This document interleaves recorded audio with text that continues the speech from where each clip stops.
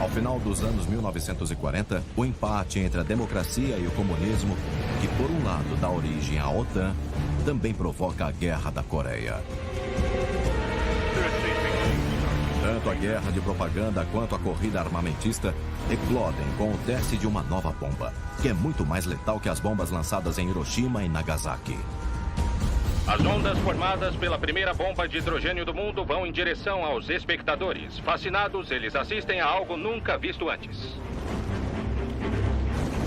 A década assiste a Guerra Fria chegar ao céu. Quando a Rússia entra clandestinamente na Guerra da Coreia, até mesmo com a queda de um grande ícone soviético. Nos Estados Unidos, a paranoia está no ar conforme o intrigante mundo da espionagem chega ao auge. E as pessoas se esquecerão disso, desse tipo de paranoia, porque é um mundo diferente, é uma mentalidade completamente diferente.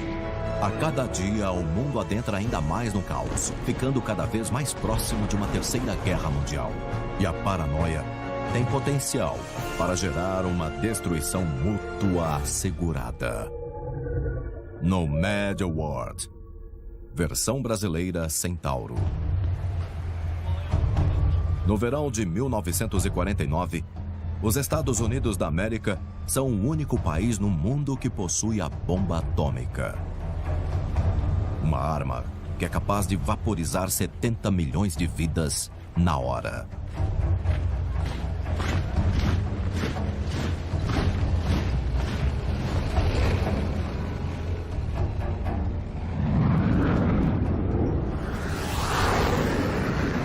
Eu não devo esconder de nenhum de vocês hoje o que eu estou sentindo. É certeza que a Europa teria se tornado comunista.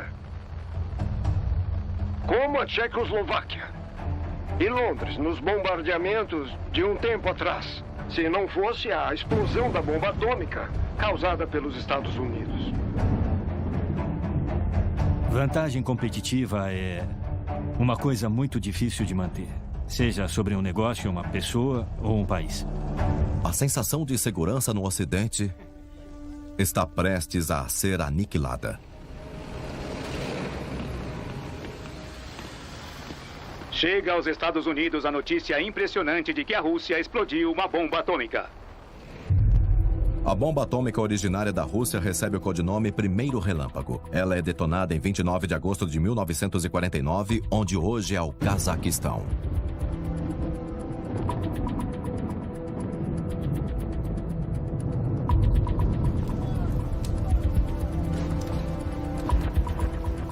Você pode ver que o senso de humanidade corre o risco de ser aniquilado. O Stalin sabia disso. Os russos já estavam trabalhando num tipo de projeto parecido e recebiam informações de seus próprios espiões. E dos partidos americanos similares que achavam que a disputa devia ser mais equilibrada. Eles não gostavam do fato dos americanos serem os únicos a possuírem a super-arma. Eles devem ter levado uns 5 ou 10 anos para desenvolver tamanha potência sozinhos. Agora a Rússia tem um segredo. É claro que isso era inevitável, mas o aviso do presidente Truman foi uma surpresa para muitos de nós. No Ocidente inteiro, as pessoas estão assustadas com a notícia. Agora são suas cidades que estão sob a sombra dessa terrível arma. Um efeito imediato da notícia sobre a explosão da bomba russa é o aumento do sistema de segurança de todas as instalações nucleares.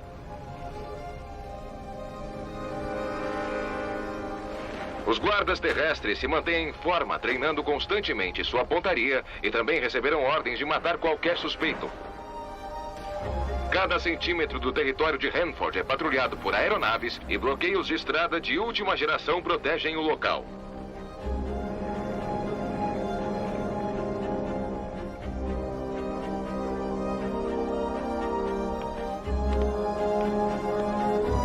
Agora que os soviéticos possuem a bomba, a Guerra Fria fica ainda mais séria. Os dois lados possuem os meios para destruir cidades inteiras pressionando um botão. Foi a base fundamental da destruição mútua assegurada.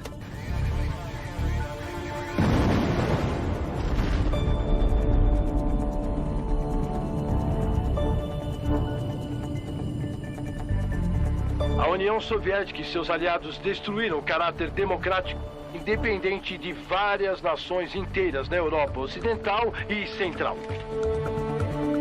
Muitos se perguntam se a formação de tropas soviéticas na Europa Oriental é apenas uma demonstração de força ou se eles estariam se preparando para o ataque. É esse o curso das ações cruéis e o desejo claro de estendê-lo a 3 nações europeias restantes que trouxe à tona a situação crítica atual da Europa. Os países da Europa Ocidental são muito pequenos para se defenderem sozinhos em um ataque. É feito um pacto para que as Forças Armadas Americanas protejam a Europa Ocidental. Representantes das nações da Europa se reuniram com o Sr. Acheson, secretário de Estado dos Estados Unidos, para discutir aspectos militares do Tratado do Atlântico do Norte em Washington. A OTAN foi vital. Ela tinha vários artigos, e o 4º artigo determinava que, se uma nação da OTAN fosse atacada, imediatamente seria declarada uma guerra contra a OTAN inteira. E todos os países da OTAN iriam defender aquele país. E deter o agressor. 12 nações assinaram a OTAN, a Organização do Tratado do Atlântico do Norte. Em Washington, a cerimônia de assinatura do Tratado do Atlântico do Norte foi inaugurada pelo secretário de Estado Jim Acheson. Eu recebo cordialmente no nosso país e na nossa capital os seguintes ministros que estão reunidos aqui para assinar o Tratado do Atlântico Norte. Nossos povos não querem uma guerra e não glorificam a guerra. Mas eles não vão fugir dela se formos ameaçados. A aliança da OTAN une todas as forças armadas da Europa Ocidental. A União Soviética vê esse ato como uma ameaça, uma preparação para a guerra. Algumas pessoas afirmam que esse tratado é um ato agressivo da parte das nações que ficam no Atlântico do Norte. Isso está absolutamente incorreto. Para nós, a guerra não é inevitável. Apesar da declaração, tropas e armamentos americanos são enviadas à Europa. Nós tivemos que atuar no território deles, então houve uma cooperação maior. E, no geral, era uma boa contramedida à superioridade das armas e do povo que estava no Pacto de Varsóvia. A União Soviética e as forças do Pacto de Varsóvia não estavam contentes com a OTAN. Eles preferiam que a OTAN não fosse tão forte ou tão unida. Agora, o Reino Unido, a França e seus aliados têm acesso à tecnologia militar americana mais recente. Esse é um filme de 16 milímetros da demonstração de um assento ejetor da Força Aérea Americana. O avião a jato atinge altas velocidades que impossibilitam um salto de paraquedas. Os americanos a chamam de Tarzan, a bomba dos olhos de touro. Apesar de à primeira vista ser igual a qualquer outra bomba, você logo vai perceber que ela é diferente quando o B-29 Super Fortress usá-la na prática de tiro. A bomba, na verdade, é um míssil guiado por rádio. Observe como ele se inclina para a direita conforme desce em resposta ao controle remoto. Será que ele atingirá o alvo? Sim, não há dúvida nenhuma quanto a isso. Ele vai direto ao centro.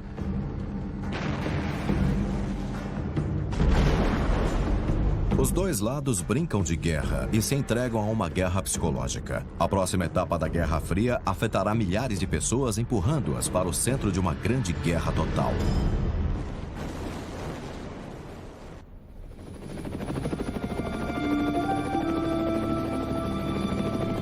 Em junho de 1950, quase 5 anos após o bombardeamento em Hiroshima e Nagasaki, bombas atômicas são novamente transportadas para outro lado do Pacífico, prontas para serem usadas. O motivo? Uma nação dividida. O norte comunista e o sul capitalista da Coreia. A Coreia do Sul era, sem dúvida, uma ditadura e havia muitas pessoas definhando em prisões políticas. Os dois lados queriam uma Coreia unida, mas eles queriam de acordo com seus termos. Havia várias ameaças militares dos dois lados, então o norte fazia ameaças de invasão e o sul também ameaçava entrar em Pyongyang e assim por diante. A população da Coreia do Sul, de repente, acordou em um mundo repleto de estrondos e chamas. Os comunistas realizaram um pequeno ataque repentino através do Paralelo 38 e finalmente iniciaram uma guerra de conquista não declarada. O norte é aliado da União Soviética. O sul, favorável aos americanos, é pego de surpresa. Aqui vemos soldados do exército da Coreia do Sul a caminho do fronte. Desesperadamente equipados contra os comunistas do norte, apoiados pela Rússia, eles deram o seu melhor para impedir o avanço do inimigo. Liderada por tanques, as forças comunistas avançaram rapidamente. Em apenas 2 dias, eles já estavam atacando a capital. A Guerra da Coreia fez, na verdade, a Guerra Fria esquentar um pouco. Seul é rapidamente dominada pelos norte-coreanos.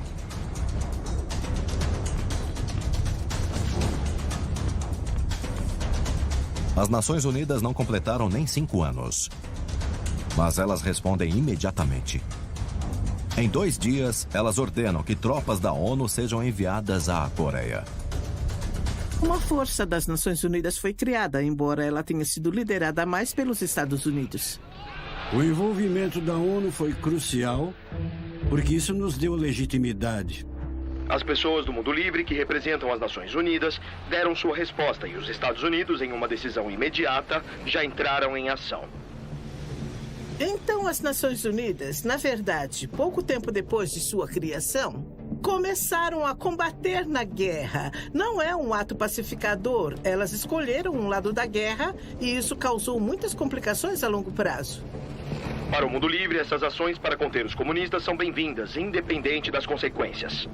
Apesar de demonstrarem confiança, as tropas da linha de frente das Nações Unidas correm perigo devido à falta de provisões. Nós não estávamos preparados.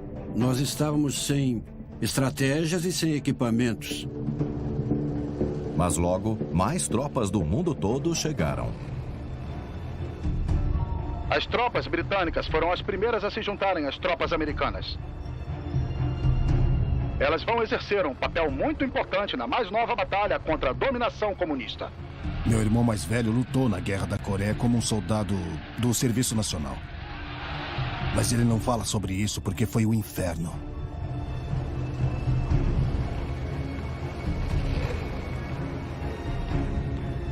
O apoio da União Soviética à Coreia do Norte rapidamente se torna óbvio. Este é o piloto norte-coreano que voou um avião militar MiG-15 feito pelos russos para derrotar as Nações Unidas. Eles também têm este carro blindado feito pelos russos, munido de um canhão de 76 milímetros. Aquelas marcas claramente demonstram sua origem soviética. Esta não é apenas uma guerra coreana. É uma guerra por procuração. Um conflito entre a União Soviética e o Ocidente, que ocorre em solo coreano. Eu gostaria de perguntar de quem são as tropas que estão atacando dentro do país de outro povo. Quem tem influência e poder para acabar com a invasão do exército da Coreia do Norte. A União Soviética. Independente de ser uma guerra por procuração, é tanto uma terrível guerra civil quanto um conflito global. Soldados de 16 países membros das Nações Unidas, desde o Reino Unido e o Canadá até a Turquia, a Tailândia e as Filipinas, se juntaram à luta. Estima-se que 1.200.000 combatentes morreram e muitos outros ficaram gravemente feridos. Eu vi 3 tanques. Eles atiraram com uma metralhadora até acabarem com meu antebraço esquerdo. Eu caí no chão e tentei fugir me arrastando quando eu vi um deles sair do tanque e vir na minha direção. Ele atirou 3 vezes no meu peito e um desses tiros conseguiu me atingir. Em seguida, ocorre uma reviravolta no conflito. Um dos nossos operadores de câmera acompanhou o voo de uma missão para levar os suprimentos aos batalhões das Nações Unidas cercados pelo inimigo. Munição, comida e água foram precisamente lançadas em paraquedas. À medida que as tropas das Nações Unidas avançam, os relatórios das notícias ocidentais demonstram confiança. As primeiras imagens da reocupação de Seul pelos sul-coreanos mostram os fuzileiros da República realizando operações de rua. Seguindo o brilhante trabalho da Guarda Avançada da Marinha Americana, essas tropas procuraram, interrogaram e expulsaram invasores norte-coreanos que permaneceram na cidade. Retomar Seul não foi nada fácil, e era impossível evitar a morte de vários civis durante o processo. Estima-se que mais de 20 mil foram mortos. E agora, com autorização das Nações Unidas, as tropas cruzarão o paralelo 38 para acabar com a história de agressão da Coreia do Norte.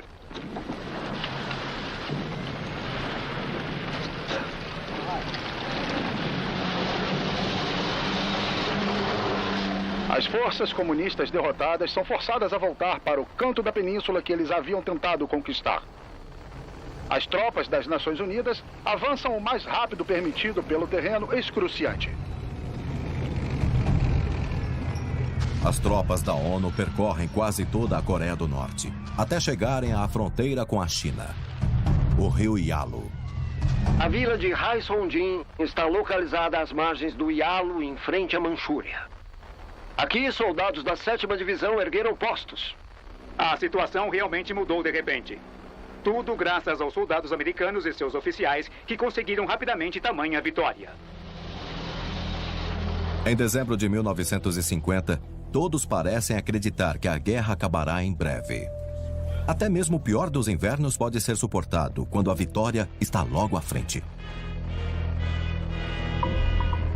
O inverno coreano começou bem rápido. Vejam como os arrozais acabaram se tornando pistas de patinação.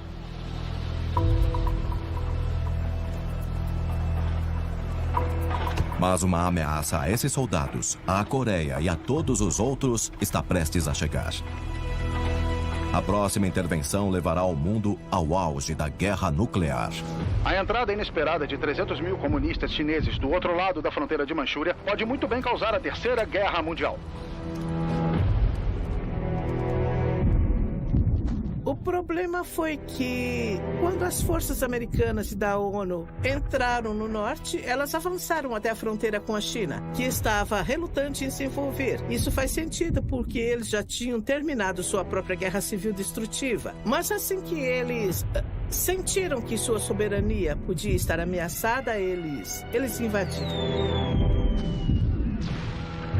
O grande poder dos militares chineses se alastra. Lá embaixo, cerca de 20 mil soldados americanos estão, de alguma forma, suportando o inverno rigoroso e enfrentando tempestades de neve, cercados por hordas de forças comunistas chinesas nas colinas. Sim, a situação é tão complicada e perigosa quanto vocês conseguem imaginar. Houve várias mortes por congelamento ou provocada pelo inimigo, e um grande número foi retirado de lá em aeronaves. É também um péssimo lugar para travar uma guerra. Porque as montanhas são mortais para a infantaria. E o outro problema é que é frio. O tempo frio era insuportável. Enquanto os comunistas seguem para Daejeon, nós recuamos para o outro lado do rio Kong. Tudo parece estar perdido para a Coreia do Norte. Apesar do apoio tático dos aviões militares, as forças da ONU são obrigadas a se retirarem. Em abril, a 29ª Brigada foi a mais atingida pelo ataque chinês. E o apoio dos soldados de Gloucester e das tropas de morteiros salvou a situação. Apenas 50 dos 600 soldados do batalhão voltaram.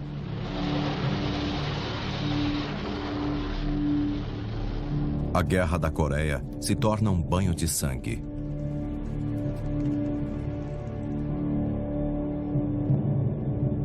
Sangue que não é apenas dos combatentes. Para centenas de milhares de civis que tentaram desesperadamente fugir do avanço comunista, a jornada para o sul foi um pesadelo devido ao frio, ao cansaço e à confusão. Crianças que não tinham envolvimento algum com a guerra sofreram as duras consequências como todo mundo. Coisas terríveis foram feitas pelos dois lados, com certeza todos reconhecem isso. Houve vários massacres dos dois lados da fronteira. Isso é particularmente parte do problema de se ter uma guerra, que é tanto guerra civil quanto uma guerra internacional. E foi quase uma terceira guerra mundial. Então os civis tiveram que aguentar o sofrimento. Apesar de todas as dificuldades, mais de 1.000 órfãos coreanos foram retirados em aeronaves. Como o capelão da 5ª Força Aérea explicou, nós não podíamos deixar aquelas crianças lá para morrer. Um dos aspectos tristes de se ter civis no meio de um conflito ou de uma batalha é que eles não têm ninguém. Enquanto os homens e as mulheres em uniformes têm à sua disposição ambulâncias, hospitais, medicamentos, sistemas de evacuação que leva todos eles de volta aos seus países. Nada disso é disponibilizado para os civis.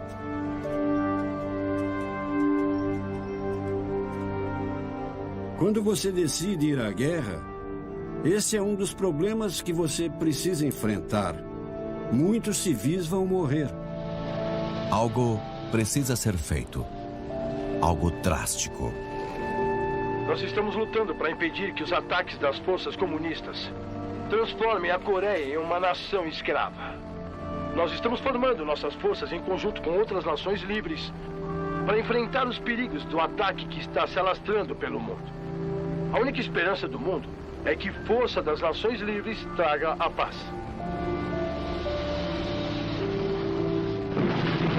Ao final de 1950, os Estados Unidos têm mais de 350 bombas atômicas. Mas a pergunta que assombra os Estados Unidos e seus aliados é: quantas bombas a União Soviética tem? Nós estamos dispostos, como sempre estivemos, a negociar acordos honrosos com a União Soviética. Mas nós não iremos nos apaciguar.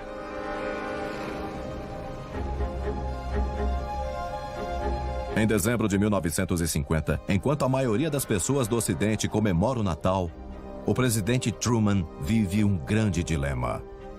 Eles deveriam evitar o uso da terrível energia das bombas nucleares novamente? Ou a necessidade de uma tática militar vinha em primeiro lugar? O presidente declarou que está considerando usar bomba atômica para interromper a investida comunista incitada pela Rússia. Quando a situação fica muito feia, as bombas nucleares são levadas em consideração. Era um problema coreografado que estava possivelmente saindo do controle. Truman toma a decisão de posicionar a arma suprema e deixá-la a postos.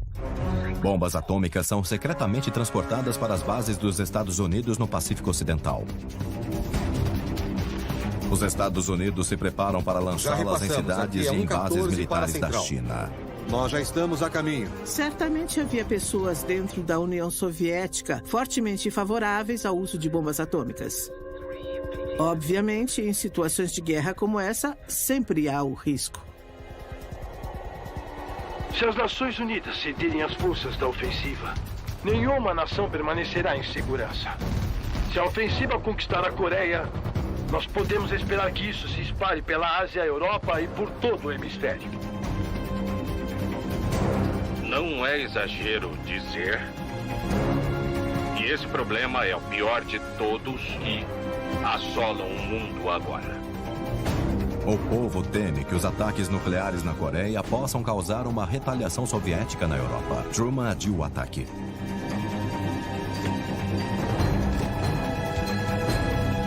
Ele espera que não haja necessidade de utilizar essa arma lamentável, mas a decisão final está nas mãos das Nações Unidas. Mais uma vez, a civilização, até onde sabemos, será poupada de uma aniquilação nuclear. E essa não será a única vez. A comunidade internacional, ainda em estado de alerta, se esforça para descobrir como os soviéticos adquiriram a bomba atômica. Em 1951, a Guerra da Coreia continua. O presidente Truman posicionou bombas nucleares. Mas agora, a União Soviética também tem a bomba. Muitos se perguntam, como os soviéticos descobriram o segredo da bomba? Começa o intrigante mundo da espionagem. Morton sob o destaque do primeiro julgamento por espionagem atômica deixa o Tribunal Federal de Nova York. A invisível guerra de espionagem e contra-espionagem que acontece o tempo todo é uma guerra que às vezes é divulgada ao público e outras não, mas que é muito importante para as nações prepararem as defesas para sua independência.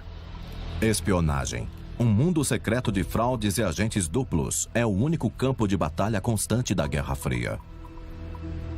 Ele é acusado, junto com Julius Rosenberg, um engenheiro, de conspirar com a Rússia e fornecer segredos vitais sobre a bomba atômica. Vários grandes engenheiros e cientistas, como os Rosenbergs, cresceram em Nova York e, sem dúvida, faziam parte do socialismo internacional e dos círculos de esquerda. Harry Gold é visto aqui na Filadélfia logo após receber a postergação da extradição para o julgamento em Nova York. Ele é acusado de divulgar segredos sobre a bomba para a Rússia. E uma mulher americana, Judith Copeland, funcionária do Departamento de Justiça, foi presa com cópias datilografadas de documentos secretos. A capacidade soviética de conseguir segredos e informações sobre a bomba atômica foi uma das grandes conquistas dos soviéticos e um fracasso para a inteligência americana. Já que os Estados Unidos e outros países do Ocidente são democratas, seus cidadãos apoiam vários pontos de vista políticos. Alguns acreditam até mesmo no comunismo. Algumas pessoas simpatizavam com aquela filosofia. Então isso levou a espionagem soviética a várias dessas pessoas que trabalhavam no projeto de Manhattan. E aí eles puderam recrutá-las e obter a sua cooperação. Às vezes, nem ofereciam dinheiro, só diziam: você não pode deixar só uma potência ter essa competência. Surge uma teoria nova e inusitada. O mundo pode ser um lugar mais estável agora que os dois lados possuem a bomba atômica. Você podia argumentar que o retrocesso dos dois lados, na verdade, criava um certo tipo de garantia de que ninguém iria dar o primeiro golpe. É uma perspectiva sombria da Guerra Fria. Alguns se tornam traidores e apoiam ativamente a União Soviética.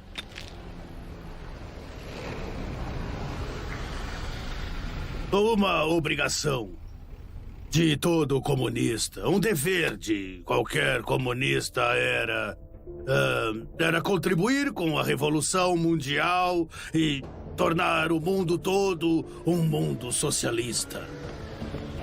Os russos se concentravam nas bases fundamentais das técnicas de espionagem, como armadilhas sexuais, mulheres, dinheiro, drogas, etc. Logo depois, uma traição ocorre no Reino Unido. Em 1951, o mundo inteiro foi surpreendido ao ficar sabendo do desaparecimento de 2 diplomatas. Os diplomatas são Guy Burgess e Donald Maclean, 2 integrantes do grupo de espiões Cambridge 5, que se tornaria famoso. Burgess e Maclean conspiravam com... ninguém sabe com quem. Eles com certeza não iam ter uma vida muito agradável se tivessem ficado no Ocidente. Então, confirmaram que eles foram para a Rússia. Eles eram um grupo de espiões e, na verdade, só conhecemos 4.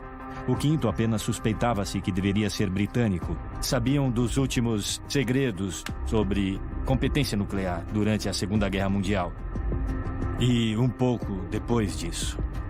E eles revelaram os segredos para os russos. E isso foi desvantajoso.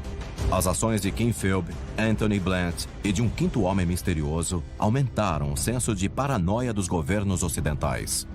Qualquer comunista é tido como suspeito. Comitês de investigação e processos judiciais nos Estados Unidos, comandados pelo senador Joseph McCarthy, saem completamente do controle. É claro que, em relação à guerra, estamos contra a metade comunista do mundo. A guerra não foi iniciada por nós. Só dá para acabarmos com ela por meio da vitória final.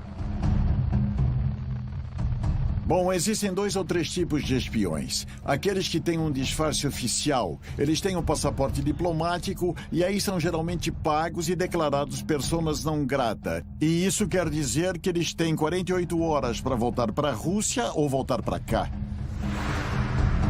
Se eles são agentes que se infiltraram mais além, sem um disfarce oficial e são pegos, aí eles podem ser presos por 25, 30 ou 40 anos. As audiências do comitê se tornam uma caça às bruxas. Qualquer americano suspeito de ter relações com os comunistas pode ser acusado de traição.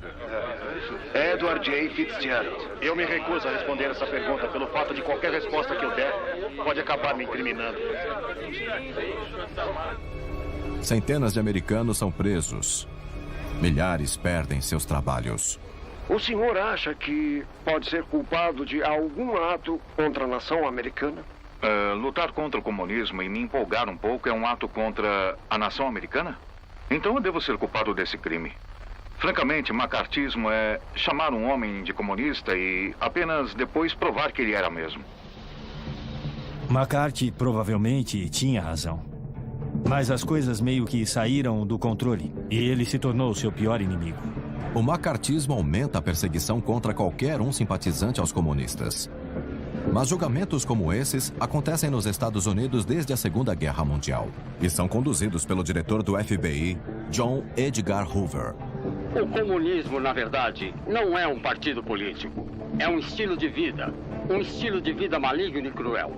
Ele revela uma condição semelhante a uma doença, que se espalha como uma epidemia. E igual às epidemias, a quarentena é necessária para impedi-lo de infectar essa nação. Os meios de comunicação da época estavam de olho em todo o mundo, até mesmo em empresas cinematográficas em Hollywood.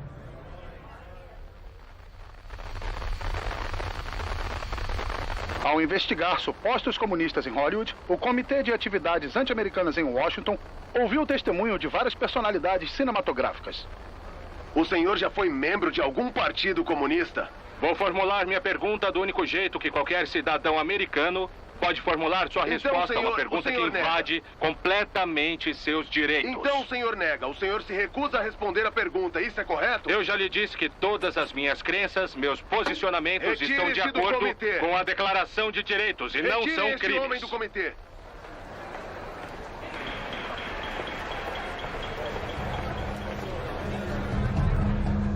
A paranoia associada ao envolvimento soviético, ao envolvimento com inteligências, meio que chegou ao ponto de quase deixá-los debilitados. Em todos os lugares, a paranoia começa a controlar todas as manchetes sobre os Estados Unidos. E do outro lado do mundo, os acontecimentos da Guerra da Coreia sofrem uma reviravolta perigosa, conforme a Rússia envia mais do que dinheiro e armas para os esforços de guerra. A Guerra da Coreia é o primeiro grande acontecimento militar da Guerra Fria, na qual o Norte recebe assistência da China e da União Soviética, e o Sul é protegido pelos Estados Unidos. E em janeiro de 1951, os chineses comunistas querem obrigar as forças das Nações Unidas a se retirarem. Mas, de repente, os chineses param de avançar na Coreia. Eles ficaram sem suprimentos. A União Soviética devia estar fornecendo arma a eles, mas os chineses aparentemente estavam bem descontentes com os suprimentos que chegavam da União Soviética. Há boatos de que as pessoas na China, os voluntários, dividiam armas entre eles ou tinham armas antigas que não funcionavam direito. Truman suspende os ataques. E os espectadores do conflito respiram aliviados.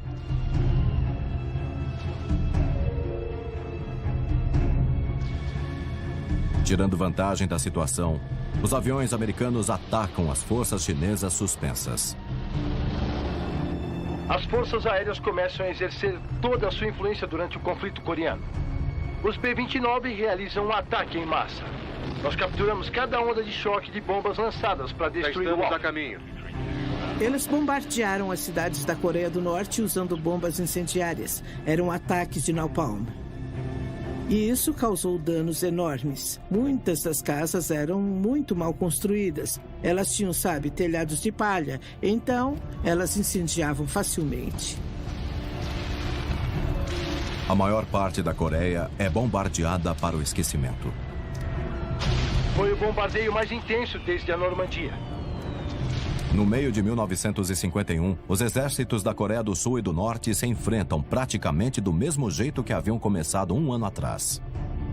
Diálogos de paz começam. Os integrantes da guerra comunista e os opositores das Nações Unidas estão se dando bem, embora haja relatos que foi difícil chegar a um consenso dessa vez. O general comunista Nan II conduziu suas delegações ao local acompanhado pelo destacamento das Nações Unidas e pelo almirante Choi. Pouco tempo depois, foi relatado que os comunistas finalmente concordaram em acabar com o conflito existente. Mas ainda havia complicações. Um dos maiores problemas dizia respeito aos prisioneiros de guerra. Devido à Convenção de Genebra, os dois lados deveriam mandar os prisioneiros de guerra de volta ao lugar de onde eles vieram. Mas isso, na verdade, foi bem complicado na Guerra da Coreia. Muitos prisioneiros comunistas acham que não é seguro voltar para casa. Alguns deles recusam sua liberdade. 3.600 prisioneiros comunistas participaram da revolta e as pequenas tropas das Nações Unidas tiveram que atirar neles para não serem massacrados. Os prisioneiros de guerra das Nações Unidas estão sendo feitos de reféns na Coreia do Norte. Mais tarde, relatos mostram as atrocidades cometidas nos prisioneiros. Bom, eu fui preso em uma cela solitária por organizar comitês de fuga e outras atividades ilegais no campo. Havia várias maneiras de repressão. Eram celas, agressões, comida ruim. Eu perdi a minha visão do olho esquerdo, mas eu espero conseguir a minha visão de volta. Ao mesmo tempo, no fronte, o massacre continua. Enquanto os negociadores comunistas tentam de todo jeito manter os acordos, homens dos dois lados estão morrendo em ataques. O grande problema é Stalin. Ele força os chineses a continuarem guerreando para ele poder estudar as armas e as técnicas dos seus inimigos da Guerra Fria. Está bem claro que a União Soviética tinha uma visão muito instrumentalista da Guerra da Coreia e eles iam usar isso da maneira que melhor atendesse aos seus interesses. Agora temos um duelo de gigantes, um avião naval americano e um MiG-15 russo. Essas são as primeiras imagens do avião de caça soviético com asas em flecha e é a primeira vez que um avião de guerra-jato é exibido pelas telas. Na época, era um segredo bem escondido o fato de muitos pilotos desses aviões não serem norte-coreanos e nem mesmo chineses. Eles são russos. Nesses conflitos aéreos, os Estados Unidos e a União Soviética se enfrentam diretamente na Guerra Fria, pela primeira vez. As superpotências da Guerra Fria se confrontam no céu, acima da Coreia. Então, sim, eles mandaram pilotos para lá e forneceram uma certa quantidade de equipamentos para os norte-coreanos e para os chineses. Mas eles tinham o cuidado de não mandar tropas terrestres para não causar com isso a eclosão da Terceira Guerra Mundial. Em março de 1953, o destino nos dá uma ajudinha. Quando Moscou noticiou ao mundo que a vida de Stalin tinha chegado ao fim, todos ficamos surpresos por não esperarmos isso. Agora, Moscou está de luto pelo homem de origens humildes que governou do esplendoroso Kremlin e exerceu influência não apenas na União Soviética, mas também em países partidários. A morte do homem que estava há tanto tempo propagando o comunismo pelo mundo todo deve causar diversas consequências. Os motivos para acreditar em uma mudança favorável na política soviética são pequenos, mas não faz mal ter esperança. O sucessor de Stalin é Georgy Malenkov, um homem que não é conhecido pela sua boa índole. Ainda assim, contrariando a todas as expectativas, Malenkov acaba com o impasse. Devido à grande resistência por parte da Coreia do Sul, ele convence a China e a Coreia do Norte a acabarem com a guerra. Em julho de 1953, eles assinam um armistício. O governo da Coreia do Sul era contra até assinar um armistício no final da guerra. O armistício foi assinado pelos Estados Unidos e não pelo governo da Coreia do Sul. Esse é um dos maiores obstáculos para resolver os problemas da Península Coreana hoje. Seguindo o acordo de trégua, As forças opositoras estão se afastando umas das outras. Foi delimitado um espaço entre elas para formar a zona desmilitarizada. As pessoas estavam ansiosas, porém pouco felizes. Nós paramos os ataques. Isso foi muito significativo para os soldados e suas famílias. E vai permitir que a Coreia se cure de algumas de suas graves feridas. Eu sou grato por tudo isso.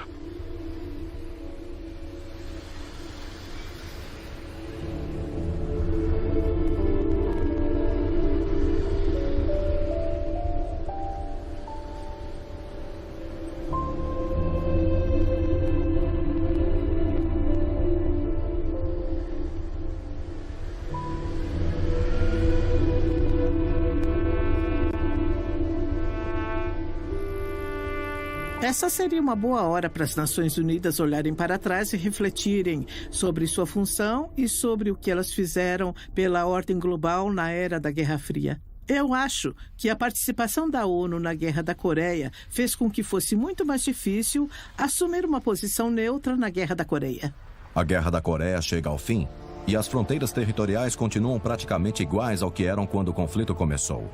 À medida que as ações militares entre o Norte e o Sul diminuem, a corrida entre o Ocidente e o Oriente fica mais acirrada, com o lançamento de uma nova arma, capaz de uma destruição inimaginável.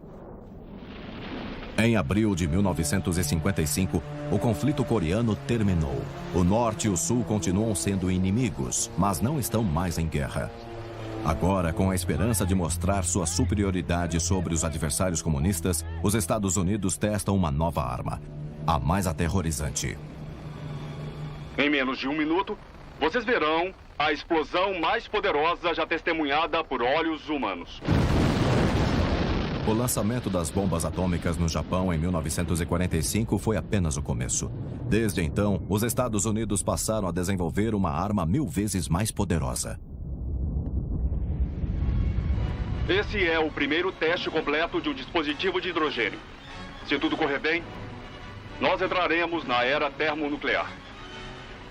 A bomba de hidrogênio é tão aterrorizante que até as pessoas que trabalharam nela questionaram seu uso. As complicações técnicas da bomba, seu papel destrutivo colossal e a facilidade para lançá-las devido aos novos métodos de guerra de foguetes me convenceram de que mesmo que nós estejamos em uma grande guerra de novo, elas causariam a destruição de nossa ilha natal, como um centro industrial. Tinha tamanha energia que mesmo aqueles que ajudaram a inventá-la não conseguiram medi-la. A bomba de hidrogênio poderia fazer os estragos da bomba atômica original parecer a menos.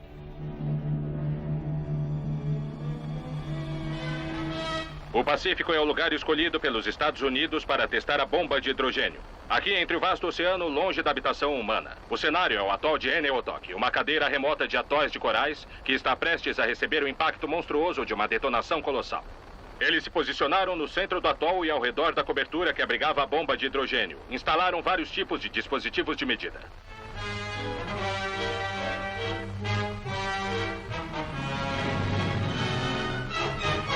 E começa a contagem dos últimos segundos. 3, 2, 1...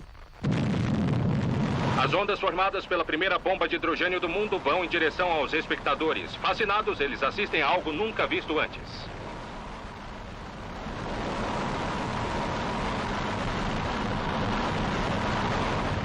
Dona de uma energia fantástica, a bomba é uma excelente adição ao arsenal de armas. As bombas nucleares são muito necessárias. Infelizmente, deveriam ser desnecessárias. Mas é como libertar um gênio da lâmpada. A bomba de hidrogênio é o resultado de uma fusão. Um impressionante lançamento de energia ocorre quando os átomos são divididos e fundidos em etapas. Mais tarde, um helicóptero foi até lá e descobriu que a ilha desapareceu completamente. Só havia água e uma cratera profunda. As outras ilhas do atol foram danificadas e queimadas. Tudo nelas foi destruído ou derretido pela explosão. Com a bomba de hidrogênio, os Estados Unidos conseguem ser novamente a única superpotência do mundo. Um soldado sabe, assim como uma nação deve saber, que a integridade, protegida pela força, é o único caminho garantido para a paz. Os Estados Unidos estão prestes a lançar a primeira bomba de hidrogênio aérea em Bikini. Luzes de radar marcam o alvo enquanto um bombardeiro a 14 quilômetros de altitude se posiciona para lançar a cerca de 15 mil metros. As primeiras imagens divulgadas foram captadas a 80 quilômetros de distância.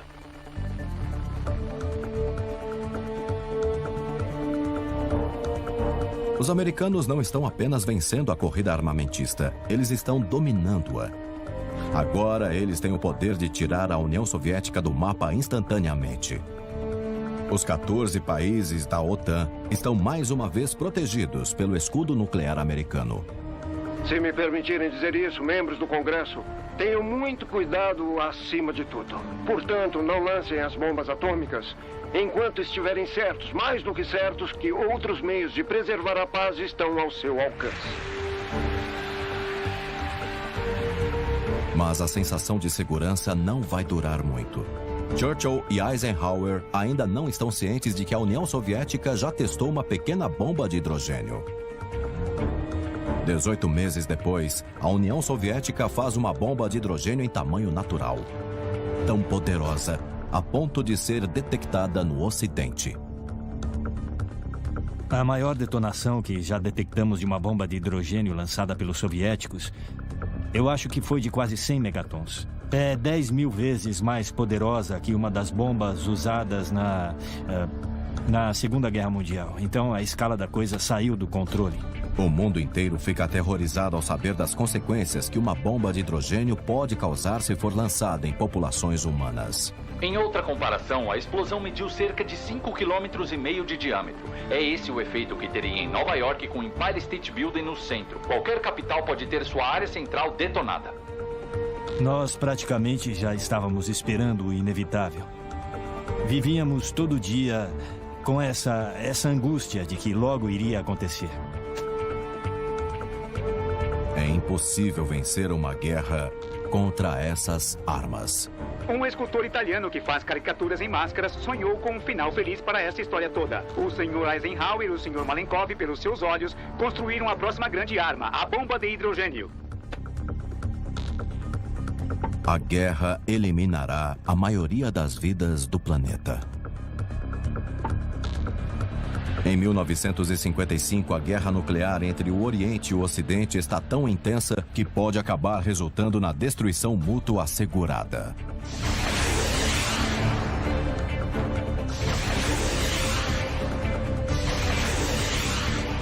Porém, com a colaboração dos dois lados, encontrou-se uma solução. No lugar das bombas de hidrogênio, bombas da paz.